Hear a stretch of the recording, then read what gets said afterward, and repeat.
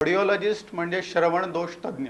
So जर ऐकू कमी येत असेल तर तुम्ही ऑडिओलॉजिस्टकडे जायचं, आणि ज्याला बोलता येत नाहीये मग त्या लोकांनी स्पीच पॅथॉलॉजिस्टकडे जायचं. सो ही अशी कंबाईंड डिग्री आहे, ऑडिओलॉजिस्ट अँड स्पीच पॅथॉलॉजिस्ट. बहिरे पण येण्याचे वेगवेगळे कारण असतात, पण इथून पुढे म्हणजे हा सेन्सरी पार्ट आहे, सेन्सरी न्यूरल पार्ट. जर तुम्ही वयोमानानुसार तुम्हाला ऐकू कमी येत आहे तर तो सेन्सरी न्यूरल हिअरिंग लॉस असतो.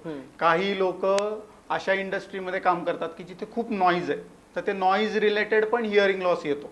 सर्दीचा कानावरती असा काही परिणाम होतो का इन्फेक्शन मध्ये? हो.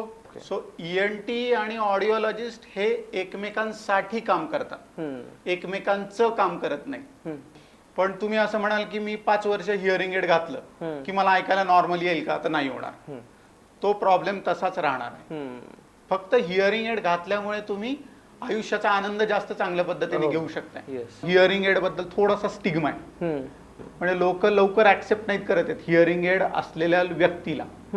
डोळ्यांचे डॉक्टर आपल्याला सांगतात की तुम्ही गाजर खा, व्हिटॅमिन ए वाढवा, डोळे व्यवस्थित राहतील. नाही, असं काही कानांसाठी काही नाही.